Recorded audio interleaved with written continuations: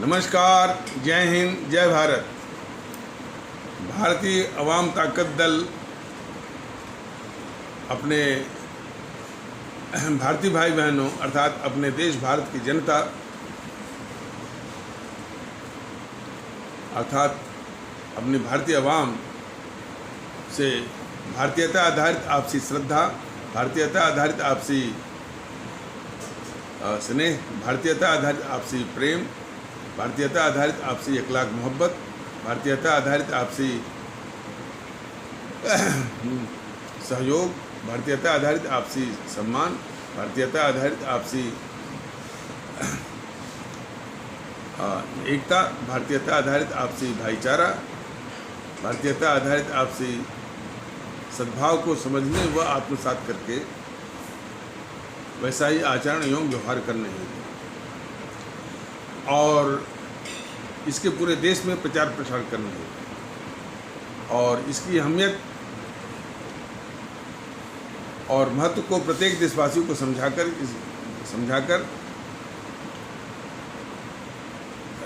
वैसा ही आचरण एवं व्यवहार करने हैं और प्रत्येक देशवासी को इसकी देशवासियों को अपना ही भारतीय भाई बहन मानकर, समझकर, अपनाकर उनके साथ वैसा ही आचरण एवं व्यवहार करने हैं। सतत, सदैव और हमेशा आदर के साथ, अदब के साथ अर्ज करता है, विनती करता है। ये तकनीकी खराबी के कारण जो ये 419A है, ये उसी का भाग है। तो 419A और B जब भी आप लोग देखिए तो A, B दोनों देखिए, उसी से आपको अंदाज हो जाएगा कि बाकी सभी जो है YouTube जो है वो माने 35 मिनट, 36 मिनट, 40 मिनट के, लेकिन ये बीच में ही उस खराबी के कारण बंद हो गया था। तो फिर से ये माने ये किया जा रहा है, रिकॉर्ड किया जा रहा है। तो ये उसी का ही भाग है। तो हमारे आदरणीय भारतीय भाई बहनों से निवेदन है कि जब भी 419 को देखें तो 419A और B दोनों को देखें।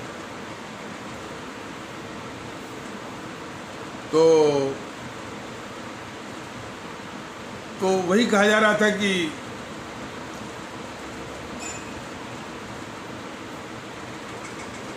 ये आज यदि हमारे राष्ट्रभक्त शिरोमणि नेताजी सुभाष चंद्र बोस के जज्बे की सरकार होती, शहीद आजम भगत सिंह के जज्बे की सरकार होती, या अमर शहीद चंद्रशेखर आज़ाद या अमर शहीद अशफाक उल्लाह जी के जज्बे की सरकार होती, तो बड़े आराम से जो है इन सबों का निपटारा बिल्कुल 1 मिनट में राहुल, सोनिया, प्रियंका का भी, और यदि वो उस वक्त में रहे होते नेहरू का भी इंतजाम, और इंदिरा और राजीव का भी, इतनी बड़ी गद्दारी नहीं होती। लेकिन समय का कुछ कुचक्र रहा, इस देश का दुर्भाग्य की बात रही। देखिए, देश के दुर्भाग्य की बात, ये कुछ कट्टरवादी ये सिखाते हैं कि देश का दुर्भाग्य तब था जबकि मुगल आए थे। यह कोई बताए मुगलों ने इस देश के साथ कौन सी गद्दारी की है। लेकिन ये पढ़ा रहे हैं कि ये मैंने खास करके देखिए बताया जा रहा है कि हमारे भारतीय समाज में इस तरह की मानसिकता का भी ये फैलाया जा रहा है कि GNPC उतनी खतरनाक नहीं है, मुगल इतने वो खतरनाक है। बताइए,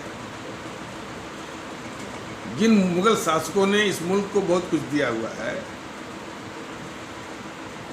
उनके खिलाफ जो है अनाप शनाप बातें, और जिसने गद्दारी की है इस देश के साथ, उसकी गद्दारी को ढकना और जो है मुगलों के खिलाफ जो है वो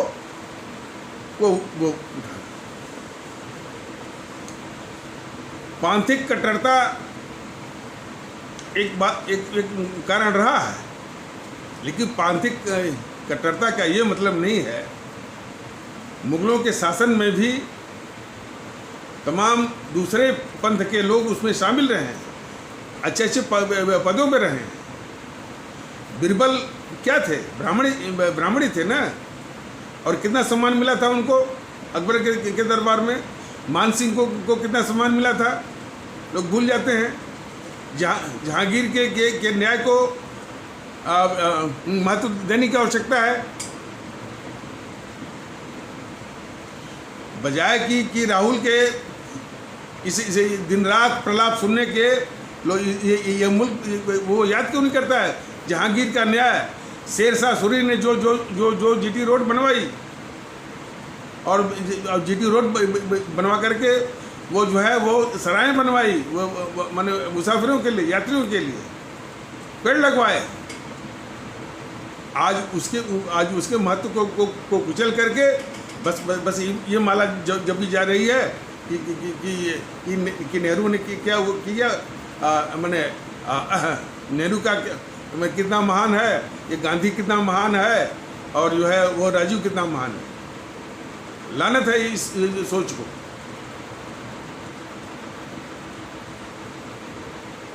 तो जरूरत इस बात की है कि जो माइंडसेट, जो नज़रिया जिस तरह का बनाया गया है वो बहुत ही वो खतरनाक है। पांथिक कट्टरता आज भी है,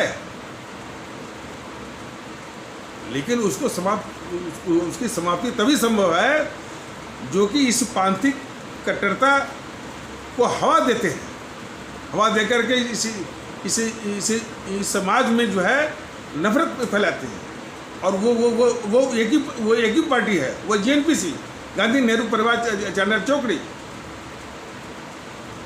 जितनी भी हिंसा है, बंगलौर की हिंसा देख लीजिए, दिल्ली की हिंसा देख लीजिए, अरे इनकी विशेषता भी होती है कि ये हमेशा आतंकवादियों के साथ ही खड़े रहते हैं। बाटला हाउस का कांड हुआ ना, बाटला हाउस में जो आतंकवादियों के साथ ये सब खड़े थे, सोनिया और इसकी ब्रिगेड।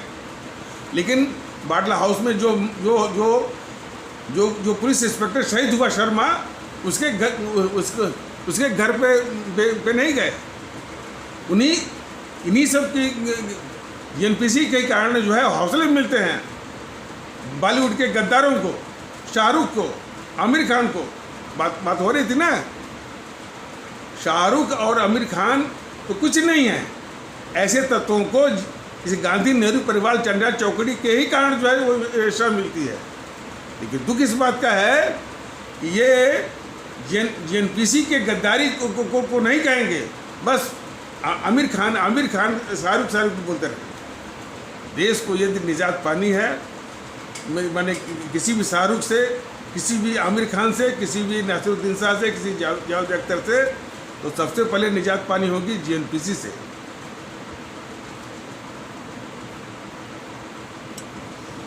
और ये मीडिया इस देश का सबसे बड़ा दुश्मन है, सबसे बड़ा दुश्मन है। दिल्ली की घटना हुई, ये बराबर जो है सरजील अहमद को दिखाया, उसमें शाहरुख को दिखाया,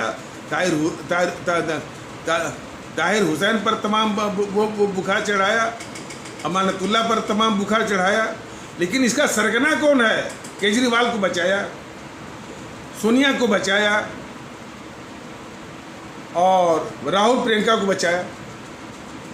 और ये मीडिया ही नहीं बचाया, बीजेपी भी बचा रही है।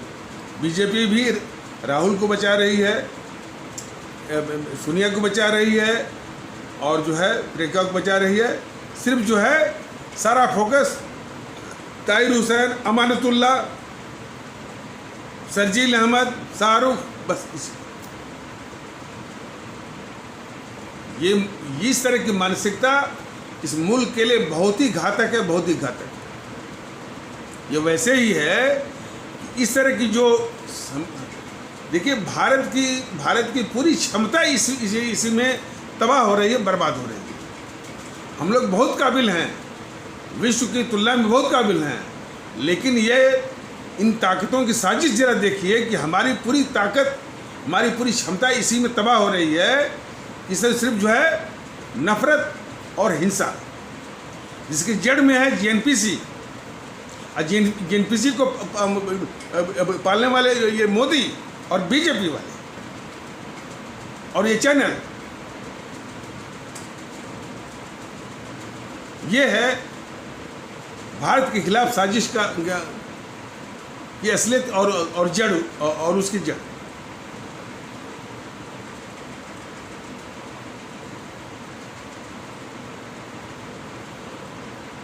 तो आमिर खान की बात हो रही थी। आमिर खान के विषय में दिखा रहे थे। आमिर खान ने बड़ा भाषण दिया एक बार कि वो डरता है। किस बात का डर है तुमको जी? ये डर की बात वो आमिर खान भी बोलता है। एक बार वो नासिरुद्दीन साहब भी बोला था एक बार। अब हम वो आदर के साथ नाम नहीं ले सकते। वो कौन था? हामिद अंसारी। भले वो उपराष्ट्रपति रहा हो, लेकिन मैं नागरिक हूँ इस देश का। ये जो इस देश को कमज़ोर करता है, बदनाम करता है, उसके प्रति जो है भारतीय जनता दल या मैं कभी भी सम्मान नहीं दे सकता। कभी भी सम्मानजनक शब्द जो है न तो इससे नेहरू के प्रति होगा, न तो गद्दार जो है मोहनदास करमचंद गांधी के प्रति होगा। ये भी गद्दारी क्या था मुल्क के साथ। और उसी तरह गद्दार इंदिरा के प्रति कोई भी सम्मानजनक शब्द का प्रयोग हो नहीं सकता। उसी प्रकार जो है राजीव है, उसी प्रकार राहुल है, सोनिया, प्रियंका, इनके लिए कोई और आदर सूचक यानी संबोधन का तो कोई सवाल ही नहीं उठता। तो ये सब के सब जो है बोले थे। हाँ, वो हामिद अंसारी की बात हो रही थी। वो 10 साल तक उपराष्ट्रपति रहा इस देश का, इतने ऊंचे पद पर। तब उस देशद्रोही को डर नहीं लगा। लेकिन जिस दिन वो रिटायर हो रहा है उस दिन उसको डर वो सताने लगा। तो इस तरह के देश विरोधियों का एक गिरोह है। हर जगह से जो है ऐसे तत्वों की इलाज करने की जरूरत है। लेकिन बीजेपी सबको जो है सारे देश के दुश्मनों को इसलिए पाल रही है कि उनको दिखाकर इसको वोट लेना। इसकी साजिश यानी बहुत ही घातक है। पूरे इतिहास में वो नहीं मिले। तो और बॉलीवुड क्या कर रहा है? बॉलीवुड अब तक तो ये था कि नग्नता, फूहड़पन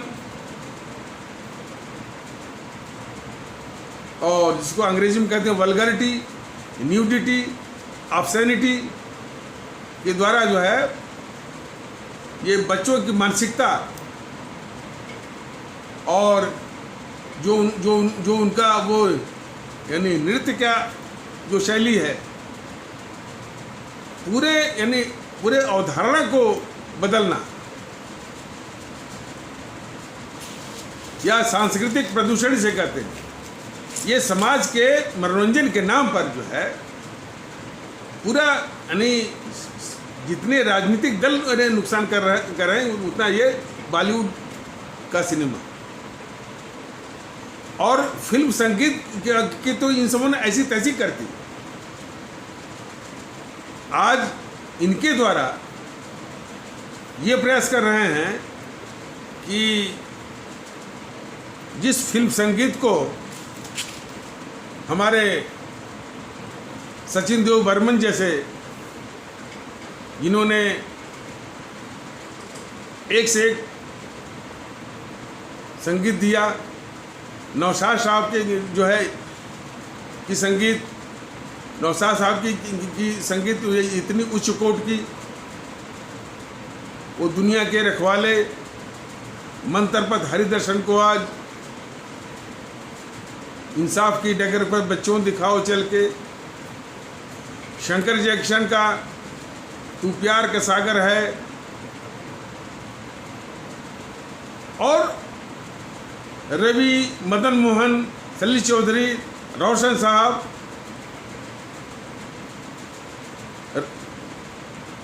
इन लोगों ने, और ये ओबी नैयर, मतलब जो अपने देश की संगीत थी उसी में अपने भारत की जो संगीत थी उसी में अपने देशवासियों को वो आनंदित किया और उसको बनाया। ये जाज वाली वो मैंने ट्यून लेकर के, वो दक्षिण अमेरिका की जाज की लेकर के पूरे भारतीय संगीत को ये तबाह कर रहे हैं सब। आज भी जो रवि साहब की संगीत आप सुनिए, नौशाद साहब की संगीत सुनिए, सचिन देव बर्मन साहब की संगीत सुनिए, शंकर जैक्सन की संगीत सुनिए, या अनिल विश्वास की संगीत सुनिए, आप रुक जाएंगे उनके संगीत को सुनने के लिए। और ये जो है उस संगीत के महत्व को और उसके मर्म को तबाह कर रहे हैं जो बॉलीवुड के संगीतकार जो है।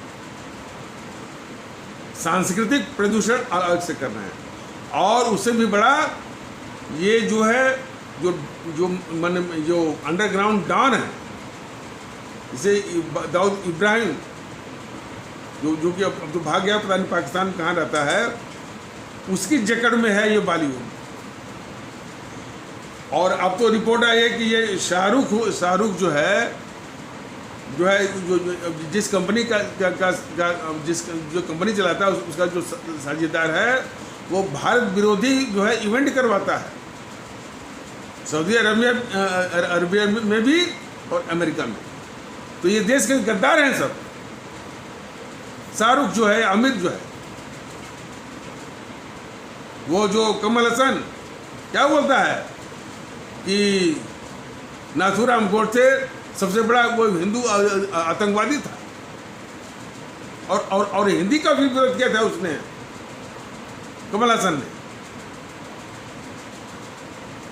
तो इनके पक्के इलाज की जरूरत। और ये आमिर खान, नासिरुद्दीन शाह, जावेद अख्तर यही नहीं है, वो महेश भट्ट, विनोद कश्यप, अनिल कपूर, कौन पडुकोन है ये जो अभिनेत्री है, दीपिका पडुकोन, पूरा ग्रुप है सबों का।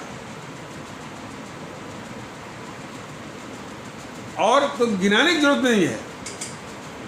ये जो बॉलीवुड का जो कुनबा है या बॉलीवुड उद्योग कर लीजिए, इसको बंद कर देना चाहिए। लेकिन यह भी मोदी जी के राज में पल रहा है। यह हमारा सांस्कृतिक प्रदूषण भी कर रहा है, हमारी जो है संगीत के प्रति अवधारणा को भी बदल रहा है।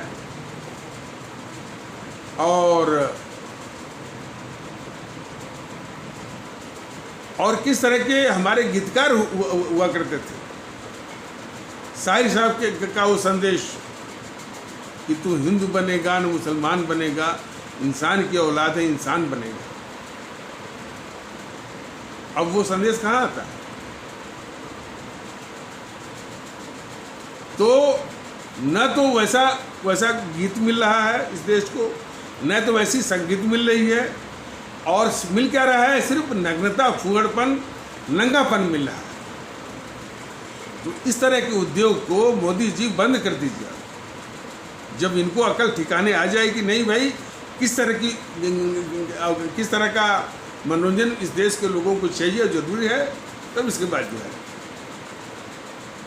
और कुछ दिन बंद ही रहेगा तो कोई हाल नहीं है। ऐसा नहीं कि वो भोजन है और भोजन नहीं मिला तो वो जिंदा रहना मुश्किल होगा। बंद करना इनका उद्योग, और उसी में अपने आप इनका इलाज हो जाएगा। शाहरुख का भी, आमिर खान का भी, नासिरुद्दीन शाह का भी, महेश भट्ट का भी, आलिया भट्ट का भी, पडुकोन का भी, विनोद कश्यप जैसे सबका है, वो दीपिका पडुकोन जैसे सारे गद्दारों का इलाज उसी में हो जाए आराम से। तो इस बॉलीवुड उद्योग को तुरंत जो है बंद करने की जरूरत है, और इन गद्दारों के खिलाफ जांच करके इनको देश के, बॉलीवुड को तो बंद ही किया जाए, इनको देश को बाहर किया जाए। खास करके वो शाहरुख को, जावेद अख्तर को, सलमान आज़मी को और इसको आमिर खान को, और वो कमल हसन को भी, और वो रजनीकांत था ना, रजनीकांत भी वो हिंदी का विरोध किया। देखिए वो भी गद्दारी कही जाएगी। हिंदी के माध्यम से कितना पैसा कमाया, नाम कमाया, और हिंदी विरोध के नाम पर सबसे आगे आया वो रजनीकांत। इनको पहचानने की जरूरत है।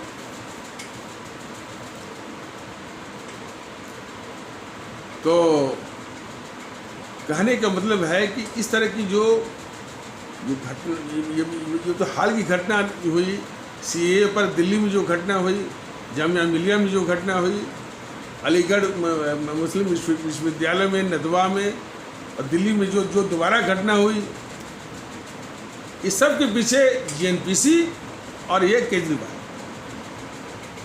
ये पूरा देश जानता है। लेकिन ये केजरीवाल को ये मोदी जी ने बर्खास्त नहीं किया, उसको आज भी जो है वो गोद में बिठाते हैं। इसे सोनिया, राहुल, प्रियंका का मोदी जी ने कुछ नहीं किया, आज भी उनके चहेते बने हुए हैं। तो देश के, इस मुल्क के सबसे बड़े अभिशाप बन गए हैं मोदी जी, इन देश के दुश्मनों को पालते हुए, वो भी आरएसएस के इशारे।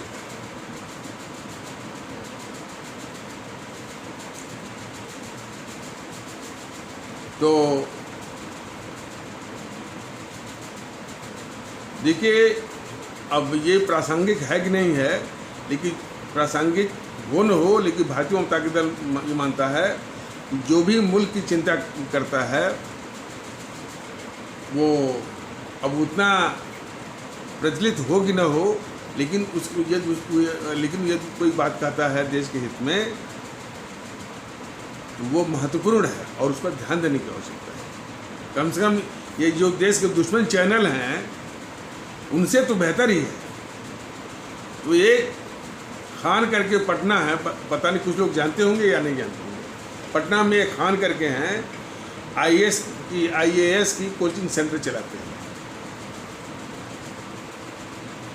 तो वो जो लड़का है, मुश्किल से 25 या 30 साल के आसपास उसकी उम्र होगी, ज्ञान का भंडार है, और किसी भी मुश्किल से मुश्किल चीज़ को बड़े आसान शब्दों में बताने की उसकी क्षमता है।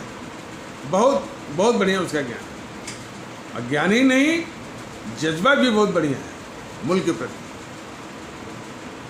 और कम से कम दंगों के प्रति उसने एक वीडियो भी बनाया। हालांकि सब डरते हैं इस पर, खास करके इस्लाम आस्था वाले भारतीय भाई बहनों के समाज से, यानी इन संवेदनशील मुद्दों पर कुछ बोलने से डरते हैं, लेकिन वो डरे नहीं, इसलिए कि उनकी आत्मा विचार पवित्र है, पाक है। कबीरदास क्या थे? कबीरदास की आत्मा विचार बहुत पवित्र था, इसलिए मौके पर वो हिंदुओं को भी डांटते थे और मुस्लिम समाज को भी डांटते थे, और लोग उनकी डांट का आदर भी करते थे।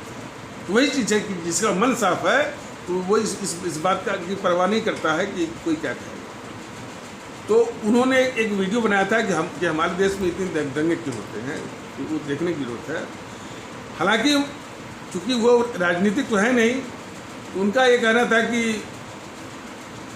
ये सरकार को कुछ ऐसा करना चाहिए, और कुछ उन्होंने उदाहरण दिया कि जिससे कि उन्होंने ये बताया कि कश्मीरी पंडित जब निकाले गए वहाँ से कश्मीर से, तो उस पर ज़्यादा हो हल्ला या दुख जताते हैं हिंदू लोग, और उसमें मुस्लिम उसमें वो चुप हो जाते हैं। गुजरात में जब मुस्लिम की काफ़ी हत्या हुई थी, तो उसमें काफ़ी हो हल्ला और काफ़ी रोना पीटना करते हैं मुस्लिम लोग, और हिंदू लोग जो है वो साथ नहीं देते। ये इस तरह का दृष्टिकोण और इस तरह की रीति जो है ठीक नहीं है। वो बहुत अच्छी बात उन्होंने कहा, लेकिन भारतीय जनता दल इसके आगे कहता है, उसके परमानेंट इलाज की बात करता है। कहता है कि किसी भी समस्या को या किसी भी मुद्दे को हिंदू मुस्लिम से क्यों देखते हैं? भारत का संविधान लग गया, भारत के संविधान ने हमारी सारी पहचान को समाप्त कर दिया। हमको एक ही पहचान दिया कि हम भारतीय हैं। तो हर एक मुद्दे को, हर एक विषय को, हर एक घटना को भारतीयता के नज़रिए से देखने की सख्त आवश्यकता है। इसलिए जो पीड़ित है उसको सिर्फ यही समझना चाहिए कि वो भारतीय है, हमारा भारतीय भाई है, और जो अपराधी है, आतंकवादी है, वो अपराधी है, आतंकवादी है। उसको कदापि जो है फिर वही जिसकी पहचान माने भारत के संविधान ने ख़त्म कर दिया, फिर उसी में देखने की कि वो अपराधी हिंदू या मुस्लिम है। पीड़ित भी देखा जाता है कि वो हिंदू या मुस्लिम है। इस दृष्टिकोण को समाप्त करना, भारतीय एकता यदि लानी है तो पीड़ित हमारा भारतीय भाई बहन है और अपराधी अपराधी, इस दृष्टिकोण को अपने और तभी भारतीयता की मुहिम को काफ़ी बल मिलेगा। तो इन्हीं शब्दों के साथ इस आवश्यक परिचर्चा को यहीं पर विराम दिया जाता है। तब तक के लिए नमस्कार, जय हिंद, जय भारत।